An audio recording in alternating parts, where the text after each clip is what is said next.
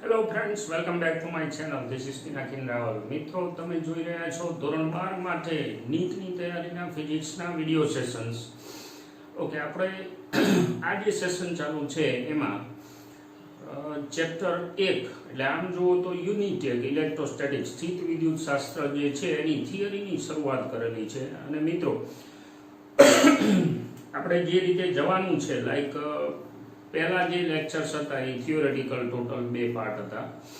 એટલે હવે એ પાર્ટમાં કોઈ ન્યુમેરિકલ કેલ્ક્યુલેશન આવે જ નહીં. અને ખાસ કરીને આપણે નીટની એક્ઝામ જે છે એ એમસીક્યુ બેઝ છે કે જેમાં કન્સેપ્ટ પણ હોય અને સાથે સાથે ન્યુમેરિકલ્સ એટલે કે એમસીક્યુ પણ હોય.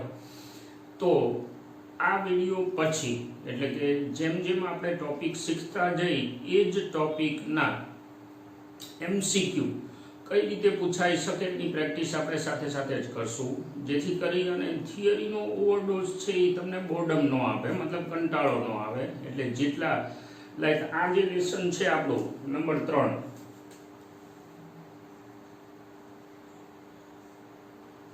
કુલમ્બનો નિયમ છે એની આપણે ચર્ચા કરવાના છીએ.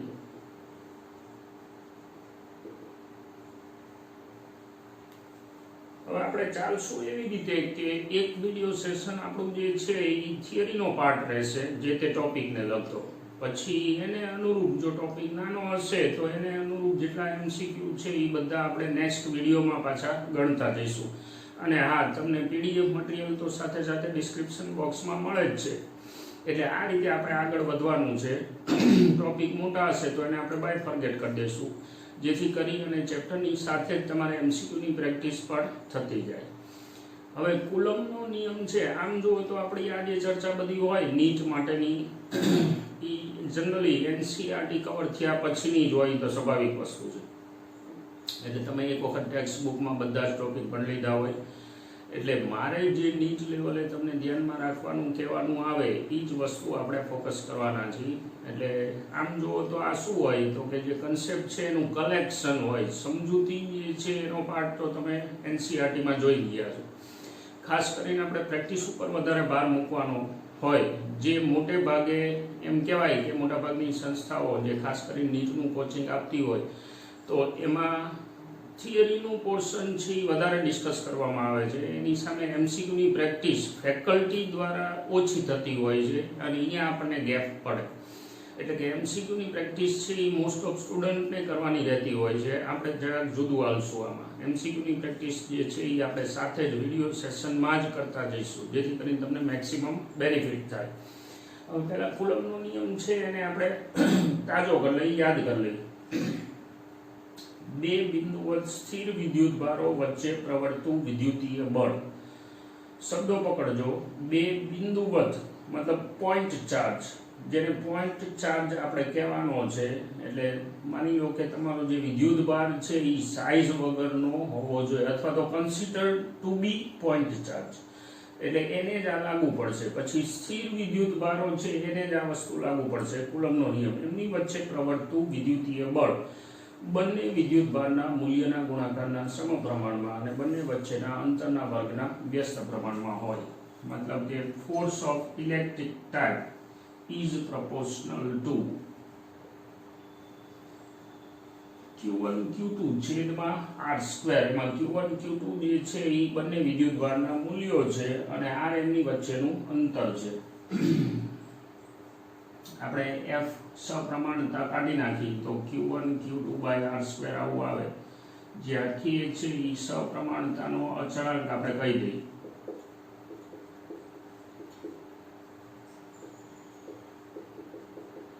એકચ્યુઅલમાં આ ખાસ જાતનો અચળાંક છે, ફક્ત આપણે જેમ ચલનમાં સપ્રમાણતાનો અચળાંક મૂકી એવો નથી. શું છે? માનો કે આમાંથી આપણે K ને સૂત્રનો કરતા બનાવી. હવે ધ્યાન રાખજો K છે શું, તો K બરાબર શું થશે? FR² Q1 Q2.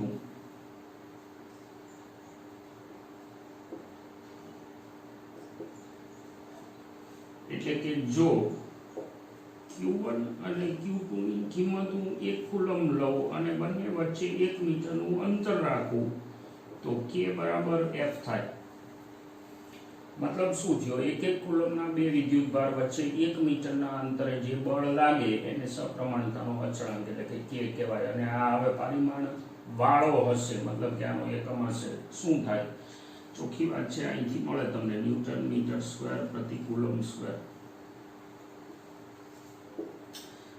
શૂન્ય અવકાશ માટે આની કિંમત કે બરાબર 9 ગુણ્યા 10⁹ થાય ન્યૂટન મીટર સ્ક્વેર પ્રતિ કુલમ સ્ક્વેર. એસઆઈ પદ્ધતિમાં ઘણી વખત સરળતા ખાતર આપણે કે ની જગ્યાએ 1/4 પાઈ એપ્સિલોન 0 લખી. ખાસ કરીને ચુંબકીય બાબતો જ્યારે આવે ત્યારે વિદ્યુત ચુંબકીય ઘટનાઓને સમજવા માટે અચળાંક આપણે જુદી રીતે લખી છીએ. તો હવે એમાં આ જે મેં લખેલું છે એપ્સિલોન 0 એટલે શૂન્યાવકાશ બી પરમિટિવિટી કહેવાય, જેની કિંમત થવા જાય છે 8.85 ગુણ્યા 10⁻12. અને સ્વાભાવિક છે કે કે નો વ્યસ્ત છે એટલે એનો એકમ થશે કુલમ સ્ક્વેર પ્રતિ ન્યૂટન મીટર સ્ક્વેર. પારિમાણિક સૂત્ર છે એ તમે ઇઝીલી બનાવી શકો છો. હવે અહીંયા મેં બે જગ્યાએ માધ્યમનો ઉલ્લેખ કર્યો એટલે સ્વાભાવિક છે કે માધ્યમના લીધે આ જે બળ છે એમાં કાંઈક ફેર પડતો હશે. અને જ્યારે મૂળભૂત બળો આપણે ભણ્યા ત્યારે આ ચર્ચા કરેલી છે કે વિદ્યુત ચુંબકીય બળ લાગવા માટે માધ્યમ જરૂરી નથી, પણ માધ્યમની હાજરીના કારણે આ બળ ઉપર અસર થાય. તો જ્યારે માધ્યમ હોય બે વિદ્યુત ભારો વચ્ચે, માનો કે આ બે વિદ્યુત ભારો છે અને એમની વચ્ચે આપણે માધ્યમ ભરી દીધું કંઈક, સામાન્ય રીતે હવા હોય, હવાને શૂન્યાવકાશ છે એ લગભગ ઇક્વિવેલન્ટ ગણાય. તો હવે માધ્યમ જ્યારે હોય ત્યારે બળ છે એને એફ ડેશ હું કહી દઉં, તો એ એફ ના છેદમાં કેપિટલ કે થશે, જ્યાં capital K is equal to epsilon by epsilon 0 સાપેક્ષ પરમિટિવિટી કહેવાય આને, અથવા ડાઇલેક્ટ્રિક અચળાંક કહેવાય. થિયરીમાં તમે આ વસ્તુ ભણવાના છો એટલે છે શું બેઝિકલી થિયરીમાંથી આ રિઝલ્ટ મળશે. આપણે આને યાદ રાખવાનું છે એફ ડેશ બરાબર એફ બાય કે. મતલબ કે માધ્યમમાં તમે જાઓ એટલે બળ જે છે એ કેમાં ભાગનું થાય, એમાં કે એટલે જે તે માધ્યમનો ડાઇલેક્ટ્રિક અચળાંક. આમાં એપ્સિલોન જે દેખાય છે એ માધ્યમની પરમિટિવિટી છે. હવે આ પરમિટિવિટી છે શું, તો કે કોઈ પણ માધ્યમના વિદ્યુતીય ગુણધર્મોના કારણે આવતા અચળાંક છે. એટલે આ શૂન્યાવકાશના કારણે આવતો અચળાંક થયો અને આ માધ્યમની વિદ્યુતીય ખાસિયત ઉપર આધાર રાખતો અચળાંક થયો. એટલે માધ્યમ ઉપર આધાર રાખશે. કોઈ પણ ડાઇલેક્ટ્રિક માધ્યમ ગમે તે હોય તમારું, ખાસ કરીને ઇન્સ્યુલેટર, તો એના માટે epsilon is greater than epsilon 0 હોય. એનો મતલબ એવો થયો કે એપ્સિલોન બાય એપ્સિલોન 0 એટલે કે કે ગ્રેટર ધેન 1 આવે. એનો મતલબ એવો થયો કે એફ ડેશ છે એ લેસ ધેન એફ હોય. બસ આ રિઝલ્ટ આપણે ધ્યાનમાં રાખવાનું છે નીટ માટે. આ શું કહેવા માંગે છે, કોઈ પણ બે વિદ્યુત ભારો વચ્ચે શૂન્યાવકાશમાં લાગતું બળ મેક્સિમમ હોય. કારણ કે જો એપ્સિલોન છે એ એના કરતાં મોટો હોય તો આ ગુણોત્તર 1 કરતાં મોટો આવે. મતલબ કે અહીંયા 1 કરતાં મોટો આંકડો છેદમાં આવશે એટલે બળને બીજા ભાગનું કે ત્રીજા ભાગનું ઈ કરી નાખશે. એટલે આ એક વસ્તુ ધ્યાનમાં રાખવાની. અને હા, જો માધ્યમ સુવાહક હોય તો કે જે છે એ અનંત છે. મતલબ કે આ બે વચ્ચે સુવાહક માધ્યમ ભરી દો તો પછી આમાં પેલા પ્રેરણ જેવું થવાનું, વિદ્યુત ભાર 0 0 થઈ જશે, બળ શૂન્ય થઈ જશે. એટલે માધ્યમમાં જ્યારે સુવાહક તમે ભરો ત્યારે એ સુવાહકનો કે અનંત છે એવું કહેવાય, કારણ કે પરિણામી બળ અહીંયા 0 થઈ જશે. હવે કદાચ એવું બને કે આ જે માધ્યમ છે એ છેક સુધી નથી ભર્યું, આપણે Q1 Q2 અને માધ્યમ છે એ આટલે સુધી જ ભર્યું છે, મતલબ કે ટી જાડાઈ સુધી જ ભરેલું છે. ટોટલ બે વચ્ચે અંતર છે r. તો હવે f બરાબર શું થશે, 1/4 pi epsilon 0 as it is Q1 Q2 છેદમાં r minus thickness plus t root k square. આ સૂત્ર આપણે ખાસ ધ્યાનમાં રાખવાનું છે કે માધ્યમની જો જાડાઈ t હોય અને એનો ડાઇલેક્ટ્રિક અચળાંક k જેટલો હોય તો માધ્યમમાં બળ આ સૂત્ર વડે અપાય. એમાં ટી માધ્યમની જાડાઈ છે, આર બંને વિદ્યુતભાર વચ્ચેનું અંતર છે. ઓકે, અત્યારે મેં કે છે એનું મૂલ્ય લખેલું છે 9 × 10⁹ ન્યૂટન મીટર સ્ક્વેર શૂન્યાવકાશ માટે ન્યૂટન મીટર સ્ક્વેર પ્રતિ કુલમ સ્ક્વેર. પણ CGS માં આ જે કે છે આપણો બરાબર 1 થાય. એકમ થશે એનો ડાઇન સેન્ટીમીટર સ્ક્વેર પ્રતિ સ્ટેટિક કુલમ સ્ક્વેર. જો યાદ આવે તો CGS માટે આપણે વિદ્યુતભારનો એકમ છે એને સ્ટેટિક કુલમ કીધું છે. એટલે આ માહિતી ખાસ આપણે યાદ રાખશું. તો હવે અહીંયા બળનો નિયમ છે એ ખાલી આટલો થઈ જશે. એમાં વિદ્યુતભારો મૂકવાના આવે, આપણે સ્ટેટિક કુલમમાં ખાસ ધ્યાન રાખશું. કન્વર્ઝન આપણને ખ્યાલ છે. હવે આ જે બળ છે એ આપણને ખબર છે કે જો સજાતીય વિદ્યુતભારો હોય તો અપાકર્ષી પ્રકારનું લાગશે અને વિજાતીય વિદ્યુતભારો હોય તો આકર્ષી પ્રકારનું લાગશે. એટલે કે સદિશ રાશિ છે. તો હવે એને સદિશ તરીકે કઈ રીતે રજૂ કરી શકાય એ આપણે વાત કરી.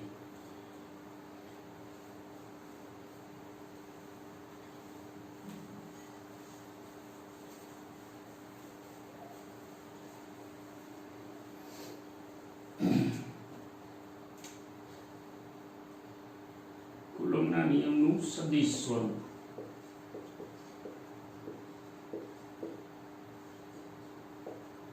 હું એક સંદર્ભ લઉં XY પદ્ધતિ. એમાં બે વિદ્યુતભાર છે આપણી પાસે Q1 અને Q2. સંદર્ભની સાપેક્ષ ધારો કે બંનેના વિદ્યુતભાર સ્થાન સદિશ R1 અને R2 છે. તો આવા સંજોગોમાં Q1 દ્વારા Q2 પર લાગતું બળ Q1 દ્વારા Q2 પર લાગતું બળ કઈ બાજુ લાગશે? તો એના માટે મારે ઉલ્લેખ કરવો પડે કે વિદ્યુતભારો સજાતીય છે કે વિજાતીય. માનો કે હું આ શરત લઉં Q1 Q2 is greater than 0, મતલબ કે બંને સજાતીય છે, બેનો ગુણાકાર ધન આવે એટલે બંને ઋણ હોય તો એ ગુણાકાર ધન આવશે. તો એવી વખતે આ બળ છે એ કેવું થશે? અપાકર્ષી. અપાકર્ષી એટલે ઈ જશે આમ. લગાડનાર કોણ છે? 1. કોને લગાડે છે? 2 ને. તો ધક્કો મારશે, ધેટ ઇઝ અપાકર્ષી. એટલે કે આ બાજુની દિશામાં આવશે. હવે આ બાજુની દિશા એટલે શું? Q1 થી Q2 તરફની દિશા.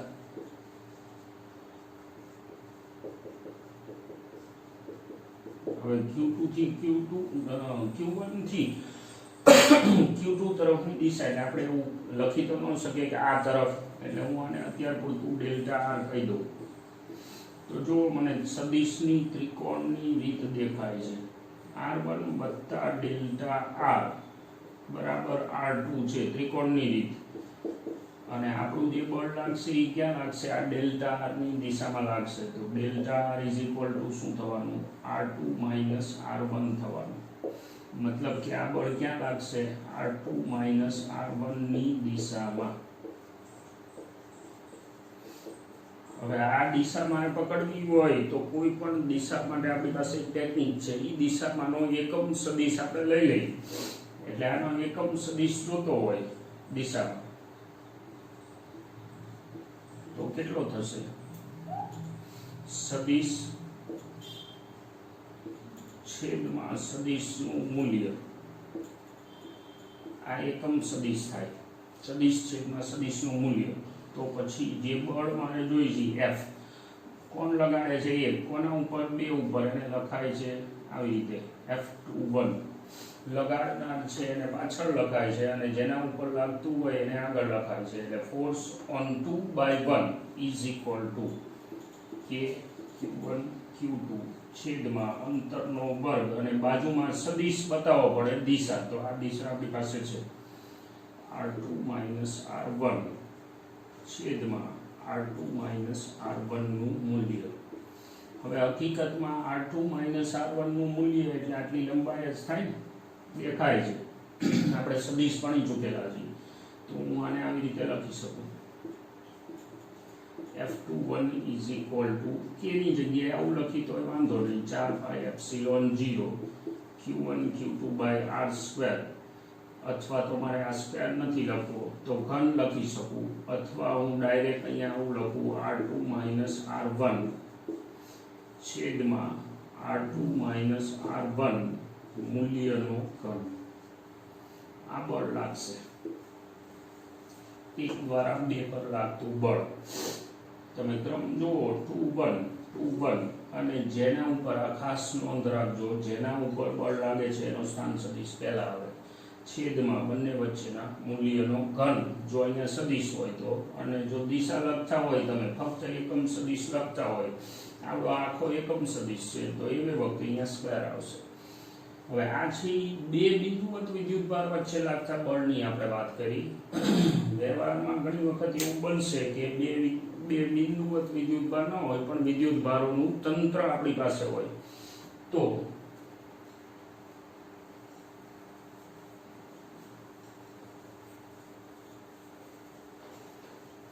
બે થી વધારે વિદ્યુતભારોના તંત્રમાં સંપાતપણાનો સિદ્ધાંત લાગે. પરિણામી બળ તમારે શોધવું હોય તો સંપાતપણાનો સિદ્ધાંત છે એ કામ લાગે. માનો કે મારી પાસે તંત્ર છે એ આવું છે, આ 1 આ 2 3 આવા વિદ્યુતભારો છે, નંબર 1 2 3 કદાચ એકાદો 4, અને હવે મારે માની લો કે આ ચારે ચારના સ્થાન સદિશ હું વ્યાખ્યાયિત કરી દઉં R1 R2 R3 R4, અને માનો કે બે નંબર ઉપર મારે બળ ગણવું છે. સિદ્ધાંતનું વિધાન ધ્યાનમાં રાખજો, બે થી વધારે વિદ્યુતભારોના અસતત તંત્રમાં, અસતત મતલબ છૂટું છવાયું, તમે સારી રીતે સમજો છો. અસતત તંત્રમાં કોઈ એક વિદ્યુતભાર પર લાગતું બળ દરેક દ્વારા લાગતા બળનો સદિશ સરવાળો થાય. એટલે કે આના ઉપર લાગતું બળ, એક દ્વારા લાગતું બળ એટલે કે force on 2/1, force on 2/3, force on 2/4,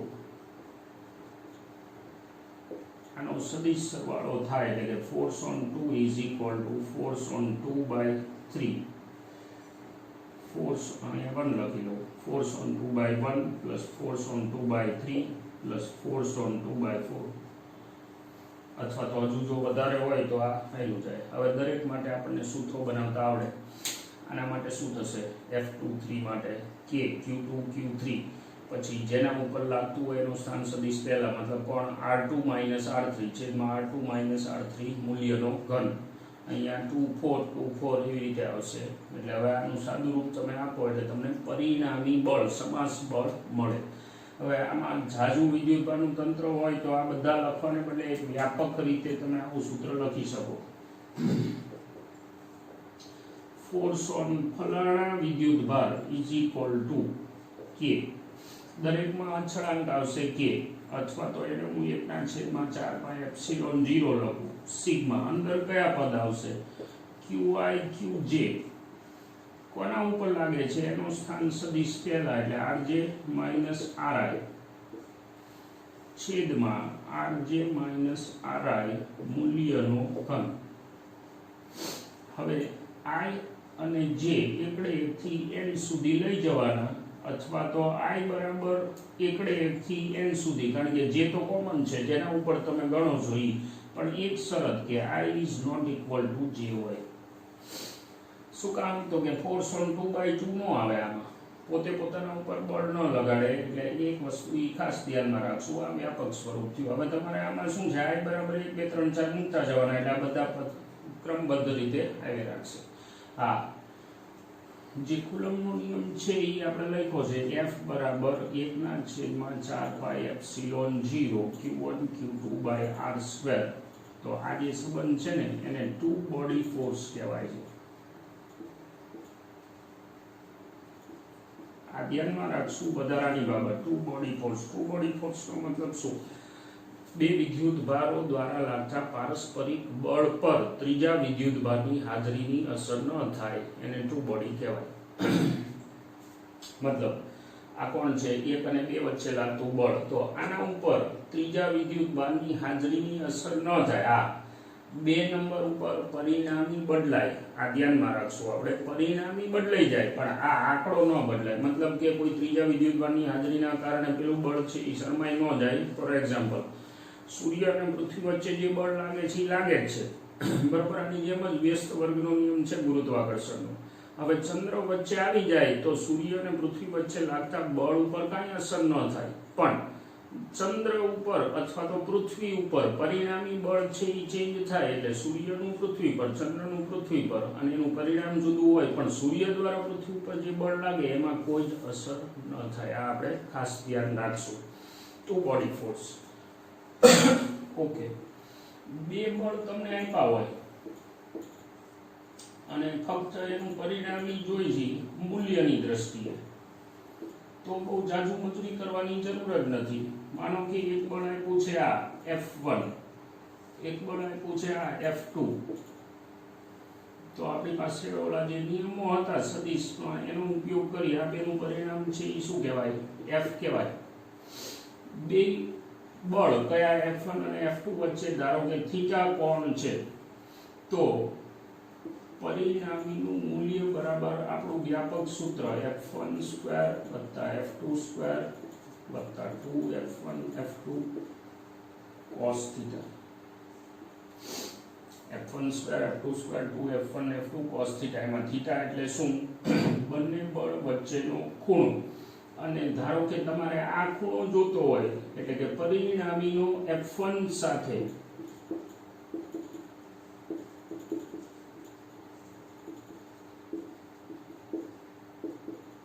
તો tan આલ્ફાની વ્યાખ્યા ઉપરથી જડે F2 sin θ, સૂત્ર યાદ રાખશું એની ટાઈપ F2 cos θ.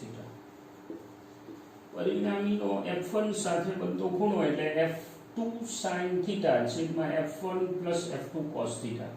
જો પરિણામીનો F2 સાથે ખૂણો જોતો હોય તો અહીંયા બીજા નામ પાડો તો tan બીટા બરાબર શું આવશે? F1 sin θ છેદમાં F2 + F1 cos θ. આ સૂત્ર આપણે ધ્યાનમાં રાખશું, બંને મહત્વના છે. અને અમુક ઝડપી ગણતરી માટે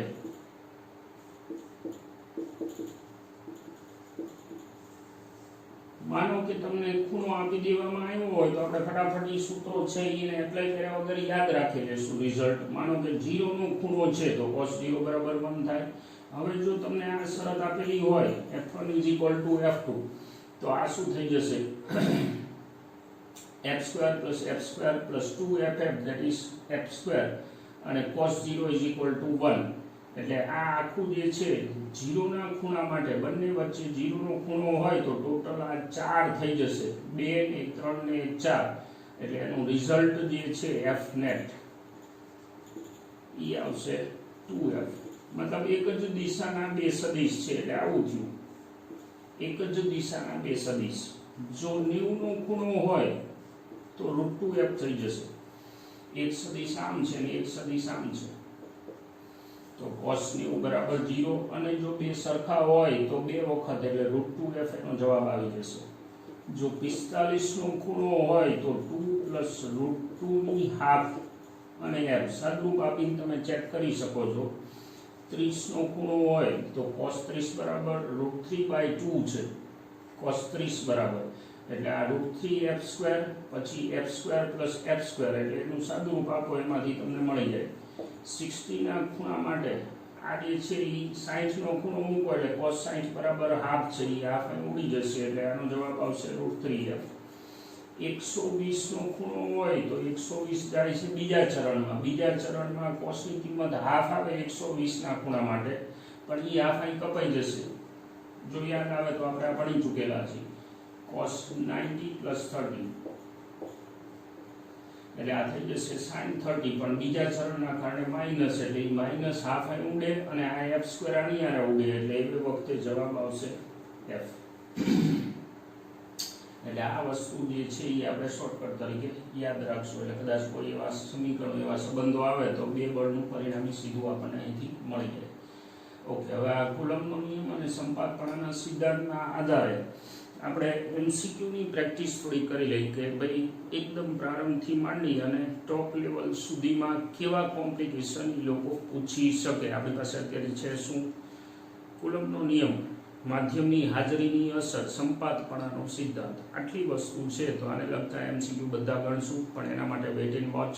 નેક્સ્ટ વિડીયોમાં આપણે આ ચર્ચા કરશું with PDF with complete solution. એટલે રાહ જોઈશો. અત્યાર પૂરતું હું રજા લઉં. Thank you for watching. Keep watching. C you soon.